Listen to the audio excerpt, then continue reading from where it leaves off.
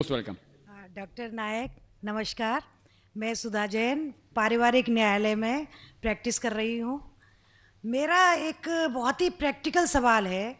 अभी आपने बताया कि हम महिलाओं के लिए, हमारे मुस्लिम धर्म में हम महिलाओं को बहुत 75% हम सम्मान देते हैं, उनके अधिकार हैं, उनके राइट्स हैं। तो मेरा एक सवाल ये है जो कि मैं आए दिन देखती हूँ कि जो आपके जो मुस्लिम धर्म के अनुसार जो तलाक का जो सिस्टम है, 3 बार तलाक देने के बाद उस पर जो इद्दत पीरियड का जो केवल मेंटेनेंस मिलता है, उसके बाद एक अनपढ़, एक ऐसी महिला जो अपना सोर्स ऑफ इनकम उसका कुछ भी नहीं है, उसको किसके सहारे पर छोड़ दिया जाता है। हमारा धर्म जो मुस्लिम धर्म है उसमें कोई ऐसी व्यवस्था कर दी जाए जिससे कि ऐसी महिलाओं को जीवन जो आसानी से कट सके। Thank you. बहन ने एक बहुत अच्छा सवाल पूछा। उन्होंने ये कहा कि इस्लाम मज़हब में जब किसी का तलाक होता है तो बहुत से अनपढ़ ख़वातीन जिन्हें इल्म नहीं होता, उनको जीने के लिए कुछ पैसा नहीं होता, तो कुछ ऐसा मेंटेनेंस जिस तरीके से होना चाहिए कि नहीं। जो इसके मेन वजह है जो आज के माशरे में ये हो रहा है वो है कि इस्लाम का कम इल्म होने के वजह से ये चीज़ हो रही है।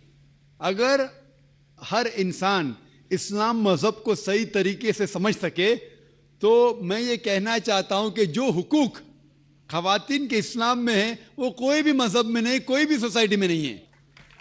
पहला चीज़ ये कि हम देखते हैं कि हमारे हिंदुस्तान के कल्चर में आमतौर पे किसी की शादी होती है जब, तो अक्सर औरत मर्द को दहेज देती है, उसे कहते हैं डाउरी, डाउरी देती है आमतौर पे।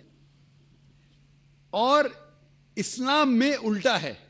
इस्लाम में अल्लाह ताला फरमाते हैं सूरह निसा में सूरह नंबर 4 आयत नंबर 4 में कि जब भी आप शादी करो तो अपनी होने वाले बीवी को एक गिफ्ट दो, तोहफा दो।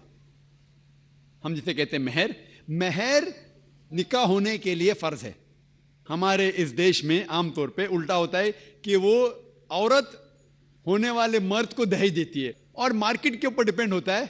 अगर वो डॉक्टर है तो मांगेगा 1 करोड़ रुपया या 10 लाख, डिपेंड कौन से इलाके से आता है। इंजीनियर है तो 5 लाख, ग्रेजुएट है तो 1 लाख, जैसे भेड़ बकरियों का बिकते हैं। और अफसोस की बात है कई मुसलमान भी इसको अमल करते हैं, बिल्कुल गलत है।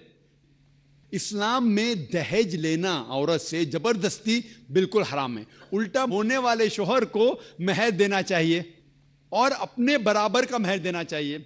लेकिन अफसोस की बात है कि दहेज लेना छोड़िए, अगर हिंट भी देना, दहेज को हिंट देना कि मेरा बेटा मर्सिडीज कार में घूमना चाहता है, हिंट दे रहे कि उसको दहेज में मर्सिडीज कार चाहिए।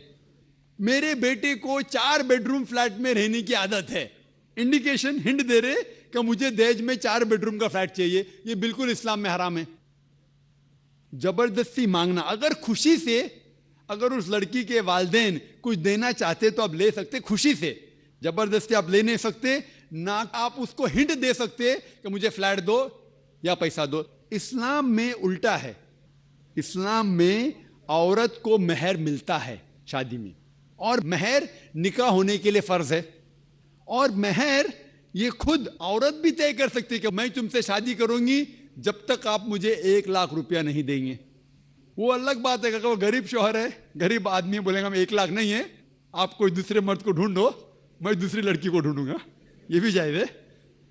तो वो लड़की दूसरे शौहर को ढूंढेंगी, ठीक है ना। लेकिन वो कह सकती मुझे 1 लाख चाहिए, 5 लाख चाहिए, 10 लाख चाहिए, कुछ भी कह सकती है। अगर शौहर के पास कुवत हो देगा, नहीं कुवत है तो नहीं देगा। इसीलिए अरब ममालिक में लड़की लोग इतना डिमांड करते हैं कि उनको अरब खवातीन से शादी करना मुश्किल पड़ जाता है, क्योंकि वो जानते हैं अपने हुकूक को।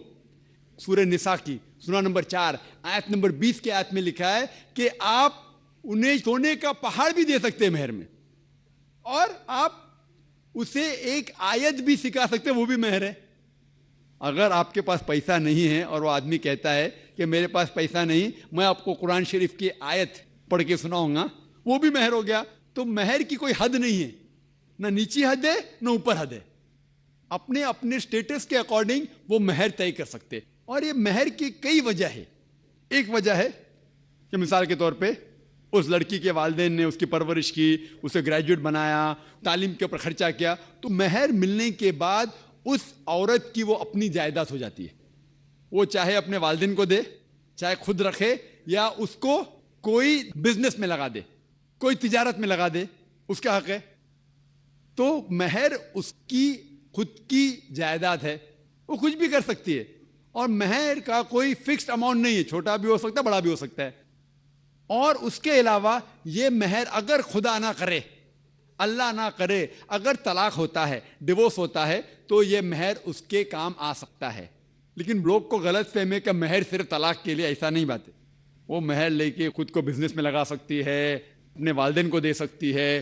اور جہاں تک کہ اس کا خود کا سوال ہے, اسلام کے اندر جتنے فائنینشیل ایسپیکٹس ہے خرچہ اس کا, شادی کے پہلے ذمہ داری ہے اس کے والد کی اور اس کے بھائی کی, شادی کے بعد ذمہ داری اس کے شوہر کی اور اس کے بیٹے کی. آل فائنینشیل ایسپیکٹس, لاڈجنگ, بورڈنگ, کلودنگ, کھانا پینا, کپڑا, سب اس کو کمانے کی ضرورت نہیں, یہ حق ہے مرد کو دینے کا. تو financially she is more strong, she is very strong financially. جہاں تک کہ مالی حالات میں اسلام میں عورت کا درجہ بہت اونچا ہے. جہاں تک کہ بہن نے سوال پوچھا کہ طلاق ہونے کے ٹائم پہ اسے مینٹیننس کیوں نہیں ملتا, بہت اہم سوال ہے. پہلے ہم یہ جان لیں کہ جب اللہ سبحانہ و تعالیٰ خواتین کو اتنے حقوق دیے, حقوق دینے کے باوجود اللہ سبحانہ و تعالیٰ عدل کرتے ہیں, جسٹ ہے. کیونکہ جب بھی طلاق ہوتا ہے گھاٹے میں جاتا ہے مرد اسلام میں زیادہ, کیونکہ جب طلاق ہوتا ہے اسے اگر وہ مہر نہیں دیا ہوگا دینا فرض ہو جاتا ہے, بھلے وہ مہر 50,000 ہو, 1 لاکھ ہو, 5 لاکھ ہو, 10 لاکھ ہو, وہ اسے طے کرنا چاہیے. جب مہر دیتا ہے تو عورت کا نقصان کچھ نہیں ہوتا, اور طلاق ہونے کے بعد آدمی بھی شادی کر سکتا ہے, عورت بھی شادی کر سکتی. جب طلاق ہو جاتا ہے اسے مہر تو مل جاتا ہے, جب نئی شادی کرتی ہے نیا مہر ملتا ہے. آپ سوچئے آدمی جب نیا شادی کرتا ہے اس کو نیا مہر دینے پڑتا ہے, تو آدمی نقصان میں ہے. اگر آپ یہ کہیں گے کہ طلاق ہونے کے بعد آدمی مینٹیننس بھی عورت کو دے, تو ہم کہیں گے یہ اللہ سبحانہ و تعالیٰ حق کے نہیں ہے, نعوذ باللہ, ایسا کر ہی نہیں سکتے. نہیں تو مجھے لیکچر دینے پڑیں گا آدمی کے حقوق اسلام میں. میں اکثر تقریر کرتا ہوں عورتوں کے حقوق, لیکن جو لوگ اسلام کی بنیادی بات کو نہیں سمجھتے انہیں یہ غلط فہمی ہے کہ عورت کا نقصان ہو رہا ہے. عورت کا نقصان نہیں ہو رہا ہے, اور عورت کو کچھ بھی اگر چیز کی ضرورت ہے, جیسے میں نے کہا, آدمی کا حق بنتا ہے کہ اسے دے.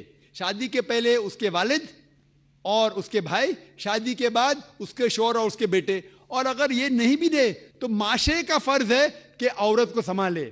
معاشرہ نہیں کر سکتا ہے, اگر اسلامک حکومت ہے, حکومت کا فرض ہے کہ عورت کو سنبھالے, اس کی پرورش کرے, یہ اسلام میں. لیکن اگر آپ اس کے بعد کہیں گے طلاق ہونے کے بعد آدمی اسے ہر مہینہ اور 1,000 روپیہ دے, 5,000 روپیہ دے, تو یہ آدمی پہ ظلم ہوئے گا. لیکن جو مہر طے ہوتا ہے شادی کے پہلے نکاح میں, کیا مجھے چاہیے 5 لاکھ روپیہ, اسے وہ سنبھال سکتی ہے, اسے کوئی تجارت میں لگائے اور اس کی آمدنی لے سکتی ہے. اگر کوئی شک ہے کہ ہو سکتا ہے میرا طلاق, کبھی بھی شادی ہوتی تو طلاق کا گمان تو رہتا نہیں دماغ میں کہ طلاق ہونے والا ہے, ہو سکتا ہے. لیکن اس کے لیے اسلام نے اسے الحمدللہ کئی چیزیں سے حفاظت کی ہے.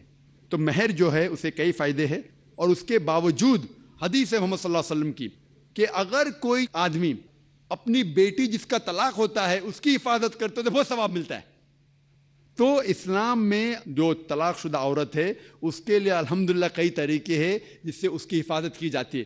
جو آپ جو کہہ رہے ہیں وہ یہاں کے معاشرے کے بارے میں کہہ رہے ہیں, تو میں کہتا ہوں کہ یہاں کے خواتین کو اپنے حقوق خود پتہ نہیں, ان کی غلطی ہے, اسلام کی نہیں. ہمارے خواتین اور ہمارے مرد خود نہیں جانتے, طلاق کیسا دینا جانتے نہیں. غلطی کس کی؟ اسلام کی, اسلام کی نہیں, اسلام کے فالو کرنے کے مسلمان کی. اگر آپ اسلام کو جاننا چاہتے ہیں تو مسلمان کو مت دیکھیے. جس طریقے سے آج میں نے کہا, آپ اگر مرسیڈیز کار کو جاننا چاہتے کتنی اچھی ہے, اگر کوئی ڈرائیور جو ڈرائیونگ نہیں جانتا ہے اس کے پیچھے بیٹھا اسٹیئرنگ ویل کے اوپر اور مرسیڈیز کار کو ٹھوک لیتا ہے, تو غلطی کس کی؟ مرسیڈیز کار کی کہ ڈرائیور کی؟ ڈرائیور کی. اسے مرسیڈیز کار چلانے آتا نہیں, تو اسی لیے اسلام کو اگر جاننا چاہیے تو آپ قرآن کو پڑھنا چاہیے اور صحیح حدیث کو. یہ افسوس کی بات ہے کہ کئی مسلمان خود نہیں جانتے قرآن اور حدیث میں کیا لکھا ہے, کس طریقے سے طلاق دینا چاہیے, کس طریقے سے برتاؤ کرنا چاہیے اپنی بیوی کے ساتھ. اسی لیے میں تقریر کر رہا ہوں, تو لوگوں کو قرآن اور حدیث کے قریب لے کے آؤں. Hope that answers the question.